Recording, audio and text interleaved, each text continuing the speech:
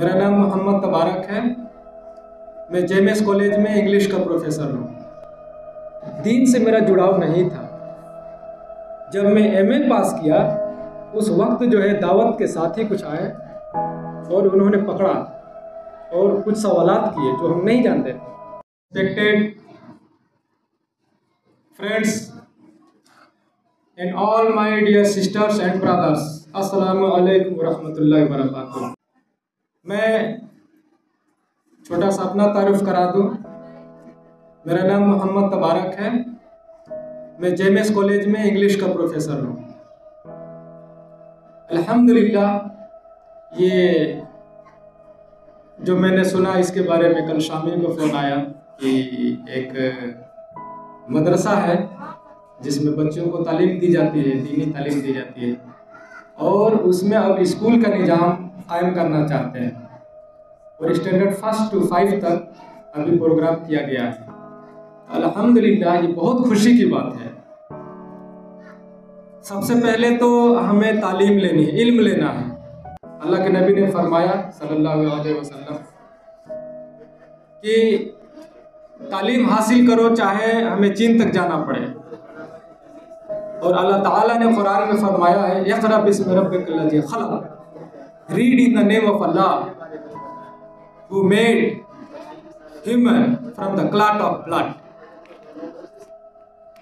उस अल्लाह के नाम से पढ़िए जो इंसानों को गोश्त के लोथड़े से पैदा किया।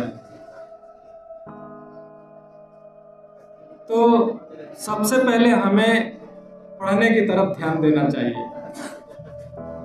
और पढ़ाई का मकसद क्या है, पढ़ाई करके हम क्या करेंगे, पढ़ के क्या होगा। एक सवाल आता है जहन में। बहुत से बच्चों से मुलाकात हुई, वो कहते हैं कि हमको नौकरी चाहिए पढ़ के। तो नौकरी तो ये सेकेंडरी चीज़ है। जिस तरीके से इंसान गाय को पालता है और उसका मकसद जो है दूध होता है कि गाय अगर हम पालेंगे तो उससे हमें दूध मिलेगा, और मेन मकसद उसका दूध है, और गोबर जो है फ्री में उसको मिलता है। इसी तरीके से अगर हम पढ़ाई करेंगे तो हमारा मकसद जो है इल्म हासिल करना होना चाहिए। और इल्म जो है रोशनी है जो रास्ता दिखाता है। नौकरी तो आपको फ्री में मिलेगी, और इल्म जो है उलमा से हमने सुना है कि इल्म फर्ज है, और नौकरी जो है ये तो माश का जरिया है। आप दुनिया का जो भी जायज़ काम है वो कीजिए और उससे पैसा हासिल कीजिए। मसलन एक मजदूर है, अगर वो मजदूरी करता है तो वो भी जो है दीन पे चल रहा है और वो भी इस्लाम के हुक्म को फॉलो कर रहा है, और वो माश का जरिया है और इस्लाम ने उसे हलाल करार दिया है। उसी तरीके से जैसे नौकरी हम कर रहे हैं तो भी हलाल है, एक माश का जरिया है। इसकी वजह से बहुत से लोगों में एक तंग नजरी का शिकार लोग हुए हैं। लोगों का कहना है कि अगर कोई नौकरी कर रहा है तो बहुत बड़ा आदमी है, और अगर मजदूर है तो वो छोटा है उसके मुकाबले में। हालांकि एक नज़रिया है, ऐसा नहीं है। अल्लाह के नबी ने जो है एक उम्मत बनाया है। अब एक ही माश का जरिया है दुनिया में, अल्लाह ने जो है लगा रखा है अपने अपने हिसाब से। जो मजदूरी के लिए जो काम कर रहा है, इनकम के लिए जो भी काम कर रहा है। और सहाबा ने भी तमाम काम किए। सहाबा ने जो है दुनिया के तमाम कामों को किया। कोई तिजारत करते थे, कोई जो है मजदूरी करते थे, कोई बाग में पानी दिया करते थे। तो ये हमारा एक जो है बड़ा छोटा होने का मयार नहीं है कि कोई किसी से बड़ा है और कोई किसी से छोटा है। और अल्लाह के नज़दीक जो है सारे इंसान एक बराबर हैं। बड़ा कौन है? जो तकवे में उनसे आगे है, जो परहेजगारी में आगे है।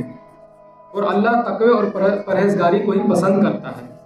तो अल्हम्दुलिल्लाह, ये बहुत खुशी की बात है कि मदरसे में मकतब का निज़ाम जारी हो जाए।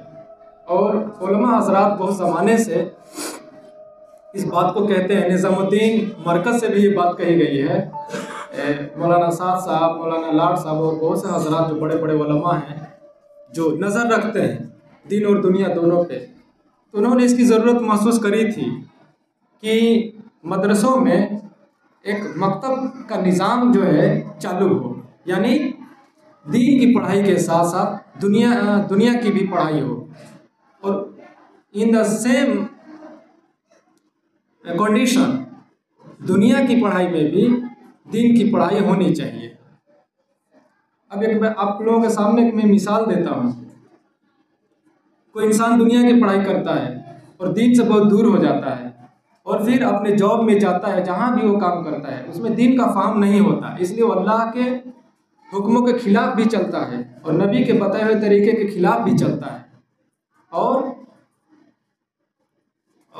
जो मदरसे की तालीम है जिसमें सिर्फ दीन और सिर्फ दीन पे फोकस किया जाता है, वो ठीक भी है, क्योंकि हमारा जो है दुनिया की ज़िंदगी बहुत थोड़ी सी है और मरने के बाद हमेश की जो ज़िंदगी है वो आखिरत की ही ज़िंदगी है। तो नो डाउट कि हमें जो है दीन की तालीम पे फोकस करना चाहिए, लेकिन दुनिया की तालीम जो है, दुनिया जो है आखिरत की खेती है, यानी हम दुनिया में ही आखिरत की फ़िक्र करेंगे। और इसका मिसाल हमारे बड़ों ने ये दिया है कि ज़िंदगी एक नाव है, समंदर पे नाव जो है चलेगी और नाव जो है पानी पे चलेगी, लेकिन हमें ख्याल ये रखना है कि पानी नाव में ना आए वरना नाव डूब जाएगी। कहने का मतलब ये है कि हमको दीन सीख करके दुनिया में ही अपना ज़िंदगी गुजारना है, लेकिन हमारी ज़िंदगी में दुनिया दाखिल ना हो जाए, यानी दीन का इल्म लेने के साथ साथ दुनिया का इल्म लेंगे, ताकि हम चाहे जिस शोबे में हो हर वक्त हमें ये ख्याल होना चाहिए कि इसमें अल्लाह का हुक्म क्या है और हमारे नबी हज़रत मोहम्मद सल्लल्लाहु अलैहि वसल्लम का तरीक़ा क्या है। हर वक्त हमें इस बात को गौर करना चाहिए, इसलिए कि दुनिया की ज़िंदगी बहुत छोटी सी है और हमें जो भेजा गया है वो आखिरत की तैयारी के लिए भेजा गया है। लेकिन एक छोटा सा मिसाल मैं दूंगा, हमें बहुत अफसोस आता है कि आज हम मेहनत से दूर हो गए, चाहे वो दीन का मेहनत हो या दुनिया का मेहनत हो, हम दीन से बहुत दूर होते जा रहे हैं। अभी रमज़ान गुजरा है, तरावी के मौके पे मैं आपको बता दूं कि नमाज पूरी हुई, तरावी पूरी हुई, और हम लोगों का ये फ़िक्र था कि नमाज पूरा हो तो हम लोग चले खा पी करके सोए, ताकि फजर में उठना है या तहज्जुद में उठना है। और वही जो नौजवान बच्चों को हमने देखा कि रास्ते में IPL मैच देख रहे हैं, क्रिकेट मैच देख रहे हैं। तो ये बात कब समझ में आएगी कि हमारा एक एक सेकेंड बहुत कीमती है, हमें वक्त को यूँ ही ज़ाया नहीं करना है। हाँ, ये दीगर बात है कि इंटरटेनमेंट भी ज़रूरी है, हमारी ज़िंदगी में हर चीज़ ज़रूरी है। अल्लाह के नबी ने भी इंटरटेनमेंट किया। एक जो है छोटा सा मज़ाहिया कौल है जो मैं आपको शेयर करना चाहता हूँ। अल्लाह के नबी तशरीफ़ फरमा थे और एक सहाबी ने आकर के कहा कि अल्लाह के नबी हमें एक ऊँट चाहिए। अल्लाह के नबी ने फरमाया कि मैं आपको एक ऊँट का बच्चा दूंगा। तो सहाबी ने फरमाया कि अल्लाह के नबी हमें ऊँट चाहिए। तो अल्लाह के नबी ने फरमाया कि ऊँट का बच्चा जो है वो भी ऊँट ही होता है, यानी वो एक हंसने वाले लतीफ़े वाले अंदाज में उन्होंने कहा। मैं यहाँ अच्छे से शायद पेश नहीं कर पा रहा हूँ, तो वो उलमा हज़रात जो है जो इससे जुड़े हुए हैं वो अच्छे से आप पेश करेंगे। तो कहने का मकसद ये है कि हमें हर वो जायज़ काम करना है जिसको अल्लाह ने हुक्म दिया है और अल्लाह के नबी ने वो तरीक़ा बताया है। ज़िंदगी पैदा होने से लेकर के मरने तक की ज़िंदगी और मरने के बाद की ज़िंदगी को भी अल्लाह के नबी ने बताया है। तो वही हमारे आइडियल होने चाहिए। हर वक्त हमें इसका ख्याल होना चाहिए कि हमारी ज़िंदगी अल्लाह के हुक्म और नबी के बताए हुए तरीके पे गुजरे। और दूसरी बात जो है वो अखलाक की सबसे बड़ी कमी है, क्योंकि हम दीन नहीं जानते तो हम वो अखलाक भी पेश नहीं कर पाते हैं। वरना हक़ तो ये था कि हमारे अखलाक से, हमारी ज़ुबान से, हमारी बातों से लोग मुतासिर हो और दीन में चले आएँ, दीन का रास्ता आसान हो। लेकिन हम ही जो है बैरियर बन गए, हम ही जो है रुकावट बन गए। हमने दीन को भी नहीं समझा और दीन के ठेकेदार भी बन गए। ये बहुत जो है ख़राब बात है। और बातें तो बहुत हैं, हमारे जो है चीफ गेस्ट भी और मुअज़्ज़ज़ मेहमान भी हैं, उनको भी बहुत कुछ कहना है। तो सारी बातों का लुब्बे लुबाब यही है कि अल्हम्दुलिल्लाह मैं यही कहना चाहता हूँ कि दीनी तालीम के साथ दुनियावी तालीम भी बहुत ज़रूरी है। और दूसरी बात इसी का बरअक्स, दुनिया की तालीम के साथ दीन का तालीम बहुत ज़रूरी है। और कोई भी तालीम हम अगर छोड़ते हैं तो कहीं ना कहीं हम अधूरे हैं, जो मेरा मानना है। अगर दीन हमने सीख लिया लेकिन हमें दुनिया में ज़िंदगी गुजारनी है तो हम कहाँ पेश करेंगे? दुनिया को तो हमने सीखा ही नहीं, और ज़िंदगी हमें दुनिया में गुजारनी है तो हमें दुनिया का भी द बेस्ट बनना है, दुनिया में भी टॉप करना है, दुनिया में भी नंबर 1 रहना है। और दीन तो है ही 100%, दीन पे तो 100% फॉलो करना है। और उसके लिए हमारे आइडियल हज़रत मोहम्मद सल्लल्लाहु अलैहि वसल्लम से बड़ा दूसरा कोई नहीं हो सकता। सिर्फ वही शख्सियत है जो अंबिया के भी सरदार हैं, और अल्हम्दुलिल्लाह हमें और आपको वो मिले हैं। भले हमने ज़िंदगी में नहीं देखा लेकिन उनके सारे तरीके आज भी मौजूद हैं। तो हमें जो है कोशिश यही करनी है कि हमें खूब मेहनत करनी है, दीनी तालीम के लिए भी, दुनियावी तालीम के लिए। अब अगली बात मैं जो फोकस करना चाहता हूँ वो ये है कि लैंग्वेज का एक्सपर्टीज़ आप बने। लैंग्वेज कम से कम 3, जो मेरा मानना है, जो मैं छोटी सी ज़िंदगी में मैं फील करता हूँ कि 3 लैंग्वेज पे आप अपना कमांड हासिल कीजिए। पहला जो है उर्दू है, और उर्दू लैंग्वेज तो पूरा दीन से जुड़ा हुआ नहीं है लेकिन बहुत हद तक दीन से भी जुड़ा हुआ है। तो उर्दू पहले नंबर पे आप सीखें, जो हमारी मादरी ज़ुबान भी है, और हमको जो है बहुत ज़्यादा ज़रूरत पेश आती है क्योंकि उर्दू बोलने वाले लोग ज़्यादा हैं। और दूसरा जो मैं कहना चाहता हूँ वो अरबिक है। अरबिक लैंग्वेज सीखें। Arabic is the sweetest languages in all the words, in all the languages. Arabic is the sweetest language in all languages in the world. Arabic सबसे ज़्यादा मीठी और खूबसूरत ज़बान है जो हमें और आपको सीखने की ज़रूरत है। और अफसोस कि हम अरबिक नहीं समझते। बहुत साल पहले एक जो है सर्वे किया गया था क्रिश्चियनिटी की तरफ से। क्रिश्चियन लोग आए और उन्होंने सवाल किया, नमाज लोग पढ़ रहे थे, एक नमाजी को पकड़ा, उन्होंने सवाल किया कि आप नमाज में क्या पढ़ते हैं? उन्होंने फरमाया कि कुरान पढ़ते हैं। तो पूछा कुरान में क्या पढ़ा जाता है? तो उन्होंने फरमाया कि हमें नहीं मालूम, वो तो इमाम साहब जो पढ़ रहे हैं वही बताएंगे। तो उन्होंने इमाम साहब को भी पकड़ा, कहा कि आप नमाज में क्या पढ़ते हैं? तो फरमाया कि नमाज में कुरान पढ़ते हैं। तो पूछा कि कुरान में आपने क्या पढ़ा? कहा कि कुरान में हमको नहीं पता, वो तो आलिम लोग और मुफ्ती लोग बताएंगे। तो यही अफसोस का मकाम है। हमें अरबिक सीख के पढ़ना है, समझ के पढ़ना है। वो अल्लाह की किताब है और अल्लाह ने हमें हिदायत के लिए भेजा है। Quran is our constitution. जिस तरीके से इंडिया का एक संविधान है, हम तो कंपेयर नहीं कर सकते, लेकिन समझने के लिए छोटी छोटी बातें जो है ना मिसाल पे दी जाती है। जिस तरीके से जन्नत की नियामतों का बयान है, तो दुनिया की नियामतों का उससे कोई कंपैरिजन नहीं है। लेकिन समझने के लिए दुनिया की ही फलों का या दुनिया की ही मिसाल दी जाती है कि यहाँ पे जिस किस्म से अंगूर है तो वहाँ भी अंगूर है, यहाँ पे दूध है तो जन्नत में भी दूध की नदियाँ हैं। तो एक मुशाबे यानी उसका मुकाबला नहीं है, लेकिन समझने के लिए, जो कि इंसानी अक़ल के लिमिटेशन में है। तो उसी तरीके से जिस तरीके से हमारा इंडिया का कॉन्स्टिट्यूशन है, इंडिया का संविधान है, जो हर कानून को लोग जो है जिस पे बहस करते हैं और समझते हैं, उसको समझ के चलते हैं कि हमारा ये कानून है, हमारा ये राइट्स है और हमारी ये ड्यूटी है, फंडामेंटल ड्यूटी है, फंडामेंटल राइट्स हैं। उसी तरीके से कुरान एक हिदायत की किताब है और उसका हर एक लाइन, हर एक वर्ड हमें समझ के पढ़ना है। कुरान क्या कह रहा है? अभी बहुत से स्टूडेंट ने जो यहाँ पे जो है नातिया कलाम पेश किया और माशाल्लाह कुरान के आयतों को भी पेश किया, तो उन कुरान का क्या मतलब था?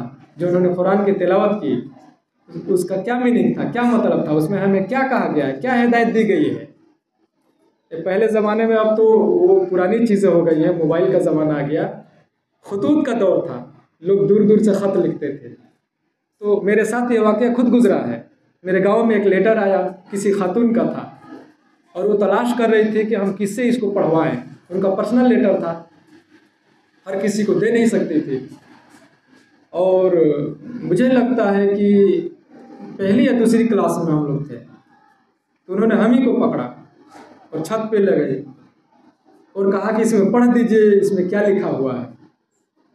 और उन्होंने पूरा लाइन में लाइन पढ़ा और हमको कुछ नहीं समझ में आया कि उसमें क्या था। लेकिन वो कभी मुस्कुराती थी, कभी चुप हो जाती थी, कभी खामोश होती थी, कभी गुस्साती थी।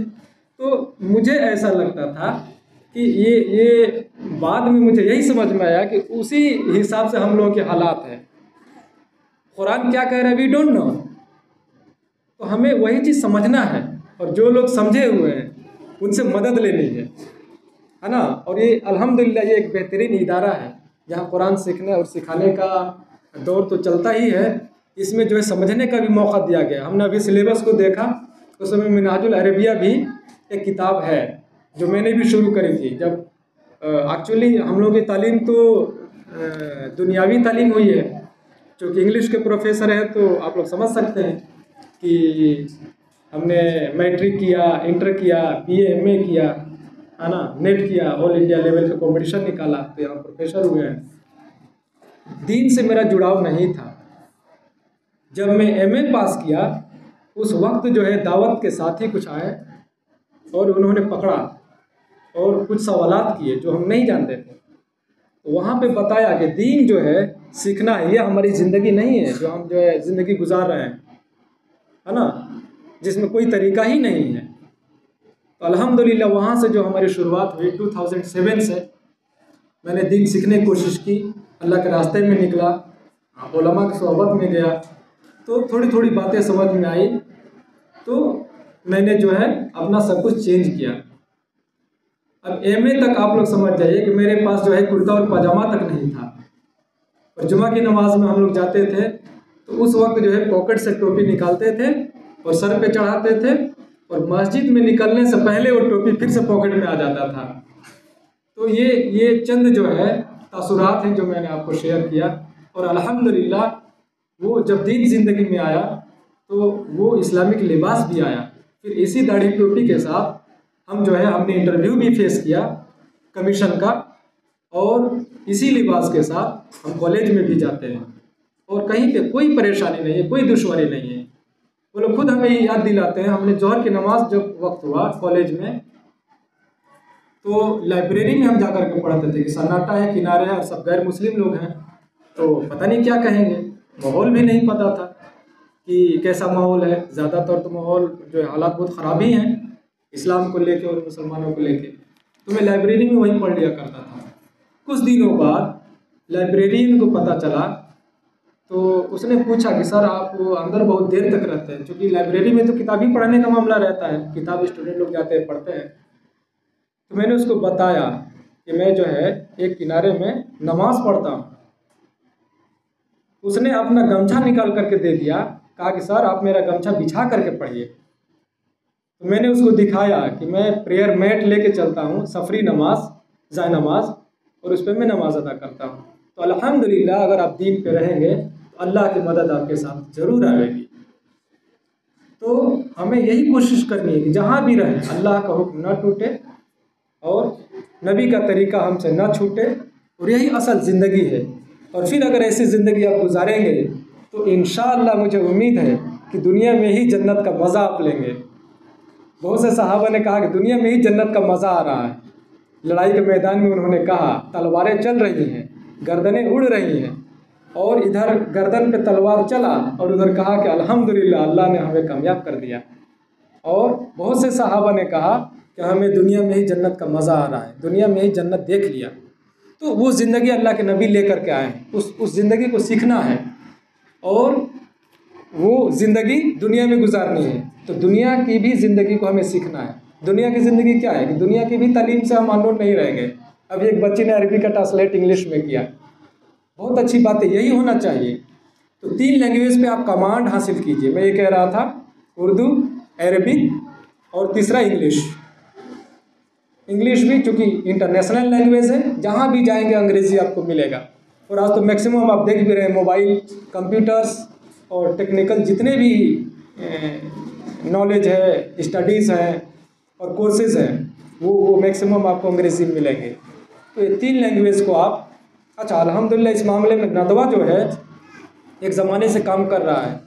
वहाँ के एक आलिम साहब थे, उन्होंने बताया कि हाफिज़ कुरान निकलते हैं, आलिम दीन निकलते हैं, और उसके साथ साथ इंग्लिश का बेहतरीन जो है ट्रेनिंग दिया जाता है, और उसको सीख करके वो बैरूनी मुल्कों में भी जाते हैं, तो बेहतरीन जो एक्सपीरियंस उनका होता है।